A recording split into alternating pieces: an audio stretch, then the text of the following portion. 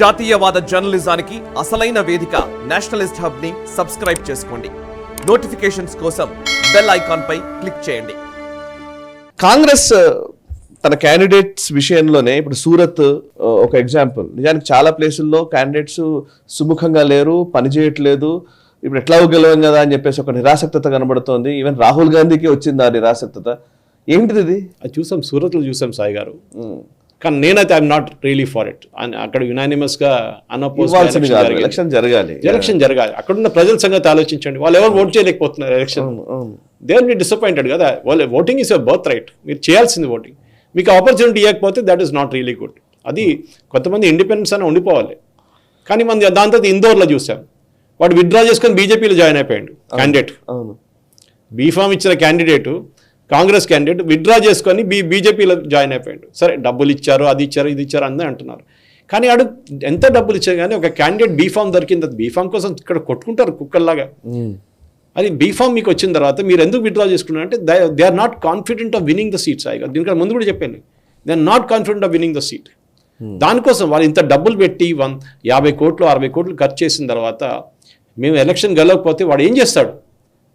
దానికన్నా better contest చేయొద్దు, ఆ డబ్బులైనా సేవ్ చేసుకుందామని చెప్పి వాడు పక్కన వెళ్ళిపోతున్నాడు. This is long story. Actually మనం దీని గురించి you should do complete episode. ఎందుకంటే ఖజురాహో లాంటి సీట్లు చాలా మటుకు స్టోరీస్ వస్తున్నాయి. చాలా ప్లేసెస్ లో కాంగ్రెస్ అసలు లీడర్లు ప్రచారం కూడా చేయట్లేదంట. అది మీరు చూస్తున్నారు కదా. ఇంకా అయిపోయిందిలే, ఇంకా వదిలేద్దామని అనుకుంటున్న వాళ్ళు ఉన్నారు. డబ్బుల తర్వాత మిగతా అయిన తర్వాత కానీ అంటే అంత దారుణమైన స్థితిలోకి వెళ్ళింది. And there is no motivation from Delhi centre నుంచి కానీ బయట నుంచి కానీ నాయకత్వం నుంచి మోటివేషన్ లేనప్పుడు. ఇప్పుడు నిజంగా సీరియస్ గా మాట్లాడితే సార్, ఈరోజు బీజేపీకి కాంగ్రెస్ కి డిఫరెన్స్, బీజేపీలోనేమో మోదీ గారు మా నియోజకవర్గానికి వస్తే చాలు, నా నియోజకవర్గం రావాలని కోరుకుంటున్నారు.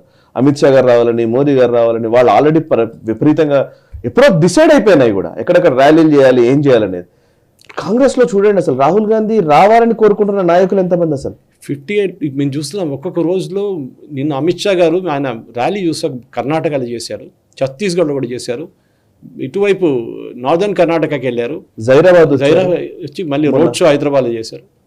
అమిత్ షా గారు చూడండి 6 ర్యాలీలు చేశారు నిన్న. 2 రోడ్ షోలు ఉండే దాంట్లో. మోదీ గారు అలాగే చేస్తున్నారు.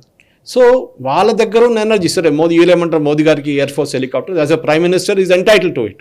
అది యాజ్ లా. ఈవెన్ ఇందిరాగాంధీ ఉన్నప్పుడు కానీ, నరసింహరావు గారు, మన్మోహన్ సింగ్ గారు they were entitle to it during election. కానీ అమిత్ షా గారు ప్రైవేట్ హెలికాప్టర్ యూజ్ చేస్తారు. కానీ మీతో ఎనర్జీ ఎక్కడ పోయిందండి? మీ లీడర్లు ఎక్కడ ఉన్నారు?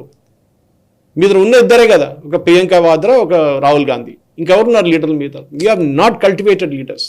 బీజేపీలో చూడండి, Himanta Biswa Sharma is campaigning in entire north east. ఆయన గుజరాత్లో వచ్చి క్యాంపెయిన్ చేస్తున్నాడు. నిన్న యోగి ఆదిత్యనాథ్ ఎక్కడ రాని చూస్తే ఆయన కూడా పాపం అక్కడ కొంతమంది ఆయన గెలవడానికి వెళ్ళాడంట మన దగ్గర నుంచి. చూస్తే ఆయన గుజరాత్కి వెళ్ళిపోయినట్ట క్యాంపెయినింగ్కి. That is the level of leadership BJP has built. Yogi Adityanath campaigning in Gujarat, Himanta Biswa Sarma campaigning in Karnataka.